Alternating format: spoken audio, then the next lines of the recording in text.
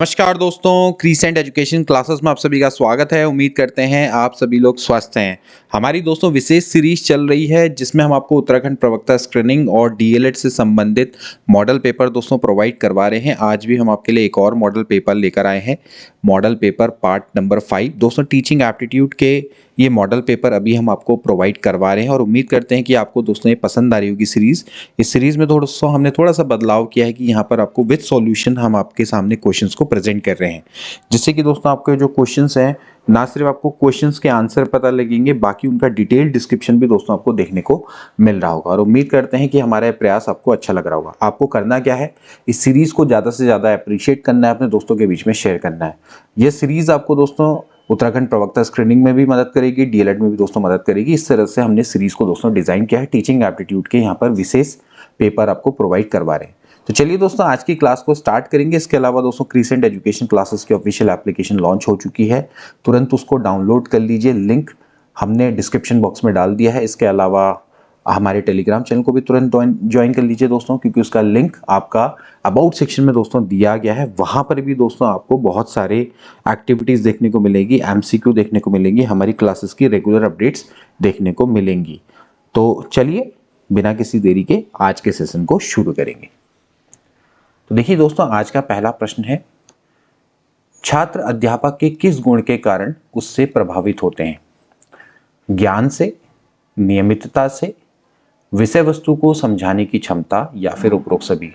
तो अगर आपके स्टूडेंट्स हैं वो टीचर से कैसे इम्प्रेस होते हैं, उसकी नॉलेज से, उसकी कंटिन्यूटी से, उसके कंटेंट को समझाने की जो कैपेसिटी है, या फिर उपरोक्त सभी, तो ऑब्वियसली बात है डी वाला ऑप्शन दोस्तों करेक्ट हो जाएगा। अध्यापक का ज्ञान है, कंटिन्यूटी है, उसका विषय वस्तु को समझाने की क्षमता, सभी दोस्तों महत्वपूर्ण होते हैं। और ये सभी गुण मिलकर शिक्षक को दोस्तों प्रभावशाली और प्रेरणादायक बनाते हैं, जिससे छात्र बेहतर तरीके से सीख पाते हैं और वे शिक्षक के प्रति सम्मान और आकर्षण महसूस करते हैं। अगला देखेंगे, अध्यापक का लक्ष्य क्या है?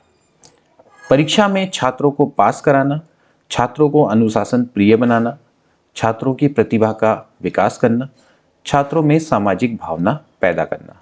तो अध्यापक का लक्ष्य क्या होना चाहिए? तो 4 ऑप्शन रहेंगे, इनमें से कौन सा दोस्तों सबसे एप्रोप्रिएट है? सी वाला ऑप्शन, छात्रों की प्रतिभा का विकास करना ही अध्यापक का मेन गोल होना चाहिए। तो अध्यापक का जो मेन उद्देश्य है दोस्तों वो है छात्रों की शैक्षणिक, मानसिक और रचनात्मक क्षमताओं को उभारना, और इससे ही छात्र अपने व्यक्तित्व का समग्र विकास कर पाते हैं और भविष्य में सफल और सशक्त नागरिक बनते हैं। तो छात्रों की प्रतिभा का विकास करना ही अध्यापक का मेन लक्ष्य है। अगला देखेंगे, कक्षा शिक्षण में छात्रों की रुचि बनाए रखने के लिए अध्यापक को क्या करना चाहिए? अगर आप चाहते हैं कि आपके छात्र आपकी टीचिंग में इंटरेस्ट लें तो आपको क्या करना चाहिए? शामपट का अधिकाधिक प्रयोग, यथार्थ जीवन के उदाहरणों का भरपूर प्रयोग, शिक्षण सामग्री का खूब उपयोग करना चाहिए, या फिर छात्रों को चर्चा का भरपूर अवसर दें। तो आप चाहते हैं कि छात्र आपकी क्लास में इंटरेस्ट बनाए रहें उनका, तो क्या करना चाहिए? तो ऑप्शन नंबर बी करेक्ट हो जाएगा। यथार्थ जीवन के उदाहरणों का भरपूर उपयोग आपको करना चाहिए। यथार्थ जीवन के उदाहरण यानी कि दोस्तों जो भी चीज़ें हैं, अगर आप उसको बेसिक हमारे जीवन में जो जो चीज़ें चल रही हैं उनसे कोरिलेट करके पढ़ाएंगे तो उससे छात्रों को ज़्यादा अच्छे से उसको समझने में आसानी रहेगी और वो उनके लिए इंटरेस्टिंग भी रहेगा। तो यथार्थ जीवन के उदाहरण छात्रों को विषय से जोड़ते हैं, उससे कनेक्ट करते हैं, उसे अधिक प्रासंगिक और समझने योग्य बनाते हैं, और इससे उनका रुचि उसमें बढ़ती है, वे सीखने के प्रति अधिक उत्साहित होते हैं। अगला देखेंगे, सामूहिक खेलों से छात्र को कौन सा लाभ होता है? सामूहिक खेलों से छात्रों को कौन सा लाभ होता है? उत्तरदायित्व निभाने के गुण का विकास, नियम पालन का अभ्यास, मिलकर कार्य करने की ट्रेनिंग, या फिर उपरोक्त सभी। तो जब सामूहिक खेल होते हैं तो छात्रों को क्या बेनिफिट होते हैं? तो सभी तरह के बेनिफिट्स होते हैं। सामूहिक खेलों में भाग लेने से छात्रों को कई महत्वपूर्ण दोस्तों लाभ होते हैं, जैसे कि उत्तरदायित्व निभाने के गुण का दोस्तों विकास होता है, क्योंकि जब वे टीम के सदस्य के रूप में उन्हें अपनी भूमिका और जिम्मेदारी को समझना होता है, इसलिए उनमें उत्तरदायित्व निभाने के गुण का विकास होता है। इसके बाद नियम पालन का अभ्यास, क्योंकि जो खेल होते हैं उसमें कोई ना कोई नियम बने रहते हैं और उनका पालन आवश्यक रहता है, जिससे कि छात्रों में नियम पालन का अभ्यास होता है, साथ ही साथ उनमें अनुशासन भी विकसित होता है। इसके बाद मिलकर कार्य करने की ट्रेनिंग। सामूहिक खेलों में सहयोग और टीम वर्क की हमेशा आवश्यकता होती है, क्योंकि खेल जब कई खिलाड़ी खेल रहे होते हैं आपस में, तो आपको एक दूसरे को कोऑपरेट करना होता है, टीम वर्क की आवश्यकता होती है, जिससे कि छात्रों को एक साथ काम करने का कौशल सीखने को मिलता है। इस कारण से ये जो सारे के सारे जो पहलू हैं वो छात्रों के विकास पर सकारात्मक प्रभाव डालते हैं, यानी कि सामूहिक खेलों का छात्रों पर सकारात्मक प्रभाव पड़ता है, ये उनको एडवांटेज मिलता है। अगला देखेंगे, कक्षा में छात्रों का ध्यान किस प्रकार आकर्षित कर सकते हैं। छात्रों में जिज्ञासा का विकास करेंगे, कक्षा में जोर से बोलेंगे, विशेष प्रकार के वस्त्र पहनेंगे या फिर भाषण ठीक प्रकार से देंगे। तो इसका राइट ऑप्शन हो जाएगा ऑप्शन नंबर ए। अगर आप छात्रों का ध्यान अपनी ओर आकर्षित करना चाहते हैं तो छात्रों में जिज्ञासा का आप विकास करेंगे, यानी कि आप छात्रों में क्यूरियोसिटी को बढ़ाएंगे। ठीक, तो जब छात्रों की जिज्ञासा को आप बढ़ावा देते हैं तो यह उन्हें विषय में और अधिक रुचि लेने के लिए प्रेरित करता है। तो जिज्ञासा एक ऐसा शक्तिशाली उपकरण है जो कि ध्यान को बनाए रखने में मदद करता है। तो इसलिए जब भी अगर आप छात्रों का ध्यान अपनी ओर आकर्षित करना चाहते हैं तो छात्रों में जो क्यूरियोसिटी है उसको ज़्यादा आपने डेवलप करना होगा। अगला देखेंगे, अशुद्ध उच्चारण कैसे सुधारा जा सकता है। जो अशुद्ध उच्चारण होता है उसको कैसे सुधारा जा सकता है। पुनरावृत्ति के द्वारा, समानता वाले शब्दों का उच्चारण कराकर, शब्दों को खंडों में बांटकर, उपरोक्त सभी, तो सभी इसका राइट आंसर है। ये पहले भी दोस्तों ने आपको प्रश्न करवाया है। तो अगर किसी का अशुद्ध उच्चारण है तो उसको सुधारने के लिए विभिन्न विधियां अपनाई जा सकती हैं। सबसे पहले पुनरावृत्ति के द्वारा, बार बार जब आप शब्दों का उच्चारण करते हैं तो उससे छात्र सही उच्चारण को याद कर सकते हैं। इसके अलावा समानता वाले शब्दों का उच्चारण कराकर इससे छात्रों को ध्वनियों के बीच में अंतर समझने में मदद मिल पाती है। जब शब्दों को अगर आप खंडों में बांटते हैं तो इस विधि के द्वारा प्रत्येक ध्वनि को अलग अलग सुनने और उच्चारण करने की अनुमति मिल पाती है। तो इस कारण से अशुद्ध उच्चारण को सही किया जा सकता है। अगला देखेंगे, खेल विधि का सही अर्थ क्या है। बालकों की मनोरंजन की इच्छा की पूर्ति मात्र, बालकों को खेल की पूर्ण स्वाधीनता मात्र, बालकों की खेल प्रवृत्ति को संतुष्ट करते हुए लाभप्रद शैक्षिक परिणाम निकालना, या फिर उपरोक्त में से कोई नहीं। खेल विधि का सही अर्थ क्या है। तो बालकों की खेल प्रवृत्ति को संतुष्ट करते हुए लाभप्रद शैक्षिक परिणाम निकालना। ठीक, तो खेल विधि शिक्षा में एक महत्वपूर्ण साधन है जो बच्चों की खेल प्रवृत्ति को विकास करता है और साथ ही शैक्षणिक लक्ष्यों को प्राप्त करने में भी मदद करता है। तो यह बच्चों को सीखने के अनुभव को मज़ेदार बनाता है, इंटरेस्टिंग बनाता है, जिससे उनकी संज्ञानात्मक, शारीरिक और सामाजिक क्षमताएं विकसित होती है। तो इस दृष्टिकोण से खेल केवल और केवल मनोरंजन नहीं है, बल्कि दोस्तों एक शैक्षिक उपकरण भी है। यानी कि बालकों के मनोरंजन की इच्छा की पूर्ति मात्र ये गलत हो जाता है और खेल की पूर्ण स्वाधीनता मात्र भी गलत है। इसका जो उद्देश्य है वो काफ़ी व्यापक है, यानी कि बच्चों की संज्ञानात्मक, शारीरिक और सामाजिक क्षमताएं भी विकसित करनी है। इस दृष्टिकोण से जो खेल है वो लाभप्रद शैक्षिक परिणाम भी आपको देता है। तो एक तरह का ये शैक्षिक उपकरण भी है, केवल मनोरंजन नहीं है। अगला देखेंगे, सीखने की सर्वोत्तम विधि है वार्तालाप, प्रदर्शन, करके सीखने की विधि या फिर भाषण विधि। तो राइट ऑप्शन हो जाएगा सी, करके सीखना। ठीक, इस विधि के द्वारा छात्रों को डायरेक्ट एक्सपीरियंस मिलता है, जिससे कि उनकी समझ और कौशल में सुधार होता है और यह विधि उनके ज्ञान को और गहरा करती है, यानी कि उनका जो कॉन्सेप्ट है वो और डेवलप होते हैं और छात्रों को इसमें सक्रिय रूप से संलग्न करती है, तो जिससे कि सीखने की प्रक्रिया और अधिक प्रभावी बन जाती है। तो करके सीखना सबसे सर्वोत्तम विधि है सीखने की। अगला देखेंगे, शिक्षक को अपने छात्रों का नाम जानना चाहिए। इसका मुख्य लाभ क्या है। छात्र गलत कार्य करने से डरेंगे, छात्र अनुशासित रहेंगे, छात्रों के साथ शिक्षक का संबंध बढ़ेगा, या फिर उपरोक्त सभी। तो शिक्षक अगर अपने छात्रों का नाम जानता है तो इसका मुख्य लाभ क्या है। इसका मुख्य लाभ दोस्तों ये है कि छात्रों के संग शिक्षक का संबंध बढ़ता है।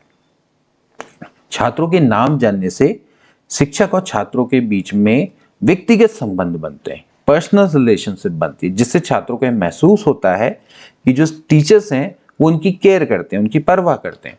तो यह संबंध छात्रों में सहभागिता और आत्मविश्वास को भी बढ़ाता है और उन्हें कक्षा में अधिक सक्रिय रूप से भाग लेने के लिए भी मोटिवेट करता है। तो शिक्षक को छात्रों का नाम इसलिए जानना चाहिए ताकि छात्र और शिक्षक के बीच में संबंध बने। अगला देखेंगे, छात्रों को प्रेरणा प्रदान करने हेतु उत्तम उपाय क्या है? नवाचारों का प्रयोग, अच्छा भाषण देना, अभिभावकों से शिकायत करना या फिर उपरोक्त सभी। अगर आप छात्रों को मोटिवेट करना चाहते हैं तो क्या करेंगे? नवाचारों का प्रयोग करेंगे, नवीन विचारों का प्रयोग करेंगे। नवाचार जो है वो नई दृष्टि और एक्सपीरियंस दोस्तों प्रदान करता है, जिससे उनकी रुचि और प्रेरणा क्या करती है? बढ़ती है। यह सकारात्मक और आकर्षक सीखने का माहौल बनाता है। ठीक है, तो यहाँ पर आप देख सकते हैं कि जो नवाचार है वो नई दृष्टि और अनुभव प्रदान करता है, जिससे कि इंटरेस्ट बढ़ता है और उनको प्रेरणा भी मिलती है। ठीक है, तो छात्रों को अगर आपने प्रेरणा प्रदान करनी है तो इन ऑप्शन में से नवाचारों का प्रयोग सर्वोत्तम है। ठीक, अच्छा भाषण देना, अभिभावकों से शिकायत करना। अभिभावकों से शिकायत करना है तो नेगेटिव होगा। अच्छा भाषण देना भी उतना प्रेरणा नहीं देगा जितना आप नवाचारों का प्रयोग करेंगे। अगला देंगे, नेत्रहीन छात्रों के लिए प्रयुक्त होने वाली लिपि है। ब्रेल लिपि, सामान्य लिपि, हिंदी की सामान्य लिपि या फिर ब्राह्मी लिपि। नेत्रहीन छात्रों के लिए दोस्तों ब्रेल लिपि का प्रयोग किया जाता है। ये दोस्तों एक तरह की संवेदनशील लिपि है जो कि नेत्रहीन लोगों को पढ़ने और लिखने में सक्षम बनाती है। इसमें उभरे हुए बिंदु होते हैं और उनके माध्यम से दोस्तों पढ़ा जाता है। तो एक तरह की संवेदनशील है, यानी कि छात्र वो हैं जो नेत्रहीन होते हैं, उसको स्पर्श के माध्यम से यहाँ पर लिखने और पढ़ने के सक्षम बन पाते हैं। तो इस तरह से ये संवेदनशील लिपि है। अगला देखेंगे, शिक्षा का अधिकार अधिनियम आरटीई का संबंध निम्न में से किससे है? आरटीई किससे रिलेटेड है? प्रारंभिक एजुकेशन से, माध्यमिक शिक्षा से, प्रौढ़ शिक्षा से या फिर तकनीकी शिक्षा से? तो जो राइट टू एजुकेशन एक्ट है दोस्तों, ये प्राइमरी एजुकेशन से संबंधित है। 6 से लेकर 14 वर्ष तक के बच्चों को निःशुल्क और अनिवार्य शिक्षा का अधिकार दोस्तों ये प्रदान करता है राइट टू एजुकेशन एक्ट। और बेसिकली उनको प्रारंभिक शिक्षा अवसर करने का अवसर मिलता है। 1 से लेकर 8 तक और 6 से लेकर 14 वर्ष तक के बच्चों को निःशुल्क और अनिवार्य शिक्षा का अधिकार यह अधिनियम प्रदान करता है। अगला देखेंगे, यदि छात्र एक विषय में कमजोर है तो आप उसे ट्यूशन पढ़ने की सलाह देंगे, उसे परीक्षा के समय सहायता करेंगे, उसे पढ़ने के लिए सरल पुस्तक देंगे या फिर उसे व्यक्तिगत रूप से अतिरिक्त समय देकर पढ़ाएंगे? यदि कोई छात्र आपको लगता है कि सब्जेक्ट में कमजोर है तो आप क्या करेंगे? तो आप उसे क्या करना चाहिए? सबसे बेस्ट है कि उसे व्यक्तिगत रूप से अतिरिक्त समय देकर पढ़ाएंगे। व्यक्तिगत समय से छात्र, अगर आप व्यक्तिगत समय देते हैं किसी छात्र को तो आपको उसकी विशेष जरूरत के बारे में पता लगेगा और उसके अनुसार आप उसकी मदद कर पाएंगे। इससे वह विषय को बेहतर ढंग से समझ सकता है और अपनी कमजोरी पर ध्यान केंद्रित कर सकता है, जो कि उसके विकास में सहायक होगा। तो अगर आप उसे व्यक्तिगत रूप से अतिरिक्त समय देकर पढ़ाएंगे तो it will be beneficial for student और उसकी जो कमजोरी है वो दूर हो पाएगी उस पर्टिकुलर सब्जेक्ट में। अगला देखेंगे, एक नए अध्यापक के लिए आवश्यक है कि कक्षा प्रारंभ करने से पूर्व कक्षा में अनुशासन लागू करे, विद्यार्थियों के साथ संवाद स्थापित करे, विद्यार्थियों को चुटकुले सुनाए या फिर विद्यार्थियों को अपनी योग्यता बताए। तो अगर कोई अध्यापक है वो कक्षा प्रारंभ करने से पूर्व क्या करना चाहिए और क्या उसके लिए आवश्यक है? वह विद्यार्थियों के संग संवाद स्थापित करे। तो संवाद स्थापित करने से हमेशा अध्यापक और विद्यार्थियों के बीच में एक पॉजिटिव रिलेशनशिप पैदा होती है, जिससे कि कक्षा का जो माहौल है वो भी अनुकूल और सहयोगी बन जाता है और विद्यार्थियों को भी आत्मीयता और आराम यहाँ पर महसूस कराता है। तो कोई भी नया अध्यापक है वो कक्षा प्रारंभ करने से पूर्व पहले विद्यार्थियों के संग संवाद स्थापित करें, जिससे कि जो विद्यार्थी हैं वो भी सहज महसूस करें और अध्यापक और विद्यार्थियों के बीच में एक सकारात्मक संबंध बने। अगला देखेंगे, अधिकांश विद्यार्थी उस शिक्षक की कक्षा में खुश होते हैं जो स्कूल में शिक्षकों का नेता हो, अनुशासन के मामले में सख्त हो, उनकी समस्याएं हल करता हो या फिर खेलकूद का प्रभारी हो।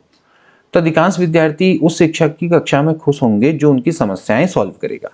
तो जब शिक्षक विद्यार्थियों की समस्याओं को समझते हैं, उनका समाधान करते हैं, तो इससे विद्यार्थियों को समर्थन और मूल्यवान एक्सपीरियंस मिलता है। कक्षा का माहौल सकारात्मक और सहयोगी बनता है और ऐसे विद्यार्थी ऐसे टीचर से हमेशा खुश रहते हैं, हमेशा ऐसे शिक्षक की तारीफ करते हैं जो उनकी समस्याओं को सॉल्व करता है। अगला देखेंगे, स्वतंत्रता के पश्चात भारत सरकार के प्रथम शिक्षा मंत्री कौन थे? तो स्वतंत्रता के पश्चात भारत के प्रथम शिक्षा मंत्री दोस्तों मौलाना अबुल कलाम आजाद थे। स्वतंत्रता के पश्चात भारत के प्रथम शिक्षा मंत्री मौलाना अबुल कलाम आजाद थे। इनके जन्म दिवस पर प्रति वर्ष 11 नवंबर को राष्ट्रीय शिक्षा दिवस दोस्तों मनाया जाता है। ठीक है, तो राष्ट्रीय शिक्षा दिवस हमेशा मनाया जाता है। ठीक है, अगला देखेंगे, मानव आवश्यकताओं का पदानुक्रम किसने दिया? स्किनर के द्वारा, ब्लूम के द्वारा, मैस्लो के द्वारा या फिर फ्लेंडर के द्वारा? तो मानव आवश्यकताओं का पदानुक्रम ये किसके द्वारा दिया गया? तो दोस्तों ये किसके द्वारा दिया गया था? ये मैस्लो के द्वारा दिया गया था। ठीक है ना, तो मानव आवश्यकताओं का पदानुक्रम सिद्धांत के प्रतिपादक कौन है दोस्तों? Abraham Maslow. ठीक है, इन्होंने क्या किया है, इसको 5 स्तरों में दोस्तों डिवाइड किया है। ठीक, और इस स्तर को दोस्तों आप ऐसे कोण की मदद से भी समझ सकते हैं। ठीक है, तो यहाँ पर जो सबसे टॉप लेवल का स्तर होता है वो होता है आत्मसिद्धि की आवश्यकता, फिर दूसरे स्तर पे आता है सम्मान की आवश्यकता, तीसरे पे आता है सामाजिक आवश्यकता, इसके बाद सुरक्षा की आवश्यकता एंड देन इसके बाद आती है शारीरिक आवश्यकता। तो शारीरिक आवश्यकता, फिर उसके बाद सुरक्षा की आवश्यकता, फिर सामाजिक आवश्यकता, देन उसके बाद सम्मान की आवश्यकता एंड देन इसके बाद आत्मसिद्धि की आवश्यकता। तो इस तरह से नीचे से लेकर ऊपर तक मानव आवश्यकताओं का दोस्तों इन्होंने पदानुक्रम दिया है। इन्होंने बताया है कि सबसे पहले कौन सी नीड होती है। सबसे पहले हमें शारीरिक आवश्यकता होती है, यानी कि हमें भोजन चाहिए, हमें खाना चाहिए। ठीक है ना, फिर उसके बाद हमें सुरक्षा की आवश्यकता होती है, फिर समाज में रहना है, समाज की आवश्यकता है, समाज में सम्मान भी चाहिए, सम्मान जब कुछ कर लिया तो उसके बाद आत्मसिद्धि भी चाहिए होती है। ठीक है ना, अच्छे काम भी करने की आवश्यकता रहती है। तो यहाँ पर ये सभी आवश्यकताओं को इन्होंने एक तरह से पदानुक्रम डाला है, तो इसको ही मानव आवश्यकताओं का पदानुक्रम बोला जाता है, अब्राहम मैस्लो के द्वारा दिया गया। अगला देखेंगे, मैं नहीं आप आदर्श वाक्य किसका है? स्काउट गाइड का, राष्ट्रीय सेवा योजना का, नेशनल कैडेट कोर का? तो राइट आंसर है राष्ट्रीय सेवा योजना का। ठीक है, एनएसएस राष्ट्रीय सेवा योजना राष्ट्र को युवा शक्ति के व्यक्तित्व विकास हेतु युवा कार्यक्रम एवं खेल मंत्रालय भारत सरकार के द्वारा दोस्तों ये संचालित एक कार्यक्रम है जिसका आदर्श वाक्य है मैं नहीं वाक्य, मैं नहीं आप। तो युवा कार्यक्रम एवं खेल मंत्रालय भारत सरकार के द्वारा दोस्तों एनएसएस को चलाया गया है और ये बेसिकली जो हमारी युवा लोग हैं उनके व्यक्तित्व के विकास के लिए चलाया गया है कार्यक्रम और इसका आदर्श वाक्य है मैं नहीं आप, एनएसएस। अगला देखेंगे, भारत में प्रथम महिला विश्वविद्यालय है बंबई, कोलकाता, एसएनडीटी महिला विश्वविद्यालय, फिर आगरा विश्वविद्यालय? तो राइट आंसर है सी वाला, एसएनडीटी महिला विश्वविद्यालय। इसका फुल नाम है श्रीमती नाथीबाई दामोदर ठाकरसे। ठीक, महिला विश्वविद्यालय एसएनडीटी। तो श्रीमती नाथीबाई दामोदर ठाकरसे ये आपका महिला विश्वविद्यालय है जो कि भारत का पहला महिला विश्वविद्यालय है। इसकी स्थापना की गई थी 5 जुलाई 1916 को डॉक्टर धोंडो केशव कर्वे के द्वारा मुंबई में। तो मुंबई में दोस्तों आपका पहला महिला विश्वविद्यालय स्थापित किया गया जिसका नाम है एसएनडीटी महिला विश्वविद्यालय। श्रीमती नाथीबाई दामोदर ठाकरसे महिला विश्वविद्यालय ये पहला भारत का महिला विश्वविद्यालय है। 5 जुलाई 1916 को इसकी स्थापना डॉक्टर धोंडो केशव कर्वे के द्वारा की गई थी। अगला देखेंगे, संविधान के किस संशोधन अधिनियम के द्वारा शिक्षा के अधिकार को मौलिक अधिकार बनाया गया? प्रथम 86वां संविधान संशोधन, राइट आंसर इज डी 86वां संविधान संशोधन था दोस्तों जिसके द्वारा शिक्षा का अधिकार को मौलिक अधिकार दोस्तों बनाया गया। बेसिकली 86वां संविधान संशोधन जो हुआ था 2002 में, इसमें प्रारंभिक शिक्षा के अधिकार को मौलिक अधिकार का दर्जा दोस्तों प्रदान किया गया। इसमें संविधान में 21 में एक और अनुच्छेद जोड़ा गया 21 को और इसके तहत में यह व्यवस्था की गई कि राज्यों को 6 से लेकर 14 वर्ष तक के बच्चों को निःशुल्क प्रारंभिक शिक्षा प्रदान की जाने की व्यवस्था की जानी चाहिए। ठीक है, तो 86वां संविधान संशोधन कब हुआ था? 2002 में हुआ था और उसके बाद ही शिक्षा के अधिकार को मौलिक अधिकारों में जोड़ दिया गया, एक आर्टिकल बनाया गया 21 को और 21 कौ में यह व्यवस्था थी कि 6 से 14 वर्ष तक के बच्चों को निःशुल्क और प्रारंभिक शिक्षा अनिवार्य होनी चाहिए। ठीक है, मतलब कि प्रारंभिक शिक्षा निःशुल्क एवं अनिवार्य होनी चाहिए और राज्य इसकी व्यवस्था करेंगे 1 से लेकर 8 तक।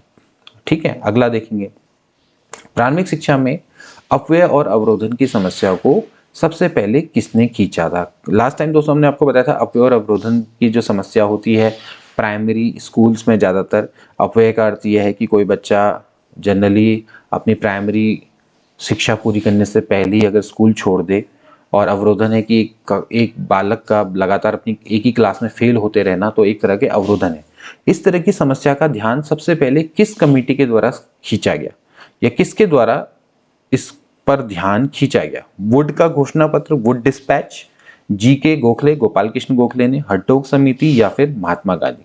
इसका राइट ऑप्शन है ऑप्शन नंबर सी, हंटोग समिति थी दोस्तों। इन्होंने ही प्रारंभिक शिक्षा में सबसे पहले अपव्यय और अवरोधन की समस्या पे ध्यान खींचा था। तो हंटोग समिति आई थी 1929 में और इसने सर्वप्रथम प्राथमिक शिक्षा में अपव्यय और अवरोधन की समस्या का वर्णन किया गया था। ठीक है ना। अपव्यय का आशय क्या होता है? प्राथमिक शिक्षा पूर्ण होने से पूर्व ही छात्र का विद्यालय छोड़ देना, जबकि अवरोधन से आशय है कि छात्र का एक ही कक्षा में 1 से अधिक वर्षों तक रहना या फिर लगातार फेल होना। ठीक है, इसके बाद देखेंगे राष्ट्रीय साक्षरता मिशन कब प्रारंभ किया गया? 1950, 56, 75, 1988। राइट आंसर है डी वाला 1988 में। तो राष्ट्रीय साक्षरता मिशन 5 मई 1988 को भारत के पूर्व प्रधानमंत्री थे श्री राजीव गांधी, इनके द्वारा दोस्तों स्टार्ट किया गया। और इसका योजना का उद्देश्य क्या था, ये इंपॉर्टेंट है। इसका उद्देश्य क्या था? 16 से 35 वर्ष तक की आयु के सभी नागरिकों को शिक्षा प्रदान कर पढ़ने लिखने योग्य बनाना था। तो इसी को ही क्या बोला जाता है? राष्ट्रीय साक्षरता दोस्तों मिशन इसको बोला जाता है। बहुत इंपॉर्टेंट है। तो राष्ट्रीय साक्षरता मिशन, तो अगेन राष्ट्रीय साक्षरता मिशन कब हुआ था? 5 मई 1988 को स्टार्ट हुआ था और इसका उद्देश्य था कि वे 16 से 35 वर्ष तक की आयु के सभी नागरिकों को शिक्षा प्रदान करना, इनको पढ़ने लिखने योग्य बनाना, इनको साक्षर बनाना। ठीक है, साक्षर बनाना। अगला देखेंगे, विश्वविद्यालय अनुदान आयोग की स्थापना की सिफारिश किसने करी? तो यूजीसी की स्थापना की सिफारिश किसने करी? राधाकृष्णन ने, हंटर आयोग ने, मुदालियर आयोग ने या फिर सेडलर आयोग के द्वारा? तो राइट ऑप्शन हो जाएगा ऑप्शन नंबर ए, राधाकृष्ण आयोग के द्वारा। तो विश्वविद्यालय अनुदान आयोग की स्थापना दोस्तों 28 दिसंबर 1953 को राधाकृष्ण आयोग की सिफारिश के आधार पर की गई थी और राधाकृष्ण आयोग को विश्वविद्यालय शिक्षा आयोग के नाम से भी जाना जाता है। इसको हमने कई बार डिस्कस कर लिया है। अगला देखेंगे, निम्न में से किस शहर में एनसीटीई का क्षेत्रीय कार्यालय नहीं है? राष्ट्रीय अध्यापक एवं शिक्षा परिषद, national council for teacher education, NCTE की दोस्तों बात हो रही है। आपको बताना है कि इसका कहाँ क्षेत्रीय कार्यालय नहीं है? जयपुर, भोपाल, चेन्नई, भुवनेश्वर। तो इसका राइट ऑप्शन हो जाएगा ऑप्शन नंबर सी, चेन्नई में दोस्तों इसका क्षेत्रीय कार्यालय नहीं है। इसके 4 आधिकारिक दोस्तों क्षेत्रीय कार्यालय हैं, एक है जयपुर, बैंगलोर, भुवनेश्वर, भोपाल। तो जयपुर, बैंगलोर,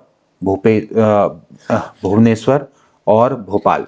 ठीक है, यहाँ पर दोस्तों हैं। ठीक, तो जयपुर है, यहाँ पर भोपाल है, भुवनेश्वर है, लेकिन चेन्नई दोस्तों यहाँ पर नहीं है। चेन्नई की जगह पे आपका बैंगलोर होना चाहिए था तो सही होता। तो ये उत्तर, दक्षिण, पूर्व, पश्चिम क्षेत्रों को संभालते हैं। तो ये इसका क्षेत्रीय कार्यालय, चेन्नई वाला क्षेत्रीय कार्यालय नहीं है। ठीक है, तो ये हो गया हमारा 24 क्वेश्चन। अब देखेंगे 25th क्वेश्चन जो कि लास्ट क्वेश्चन है।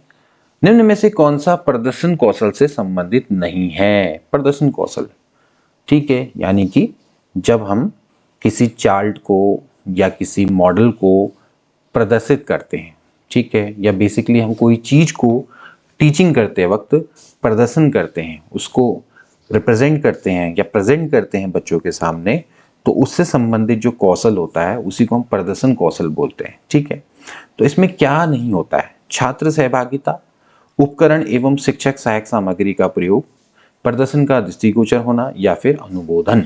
तो राइट ऑप्शन हो जाएगा अनुबोधन दोस्तों, इससे संबंधित नहीं है। अनुबोधन प्रदर्शन कौशल से संबंधित नहीं होता है।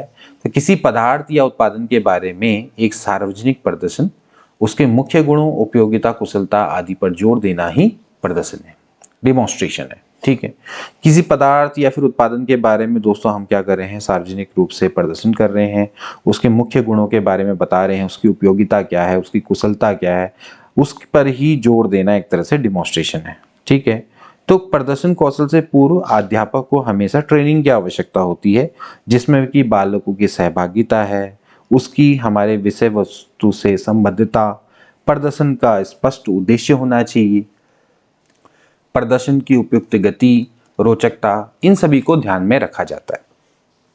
ठीक है, जब भी आप प्रदर्शन करते हैं तो सारी चीज़ों को कंसिडर किया जाता है कि उसमें बालकों की सहभागिता बहुत इंपॉर्टेंट है, वो आपके कंटेंट जो आप पढ़ा रहे हो उससे वो रिलेटेड होना चाहिए।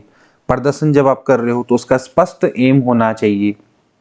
प्रदर्शन जब आप कर रहे हो तो उसकी उपयुक्त गति होनी चाहिए, ज़्यादा तेजी से भी नहीं, ज़्यादा स्लो भी नहीं, एंड ऑफ कोर्स उसमें रोचकता भी होनी चाहिए, यानी कि इंटरेस्टिंग भी होना चाहिए, अदरवाइज लोग बोर हो जाएंगे। तो अनुबोधन इसमें नहीं आता है। इसमें छात्र सहभागिता दिखेंगी, उपकरण और शिक्षण सामग्री का प्रयोग हम करते हैं, और प्रदर्शन का दृष्टिगोचर होना, यानी कि दृष्टि यानी दिखाई देना। वो दिखाई नहीं देगा तो प्रदर्शन किस बात का ना। तो ये सारी चीजें आपकी प्रदर्शन कौशल से संबंधित हैं, लेकिन अनुबोधन नहीं है। तो ये थे दोस्तों आज के 25 प्रश्न। आई होप कि दोस्तों आपको अच्छा लगा होगा मॉडल पेपर, और आपको काफी कुछ सीखने को मिला होगा। अगर मिला है तो ज़्यादा से ज़्यादा इस वीडियो को अपने दोस्तों के बीच में शेयर करिए, और हमारे तुरंत ऑफिशियल एप्लीकेशन को डाउनलोड कर लीजिए। लिंक डिस्क्रिप्शन बॉक्स में दिया हुआ है, वहाँ पर भी आपको कई सारी एक्टिविटीज़ देखने को मिलेंगी। इसके अलावा टेलीग्राम्स जो है उसको भी ज्वाइन कर लो। मिलेंगे नेक्स्ट वीडियो में, तब तक के लिए take care and good bye.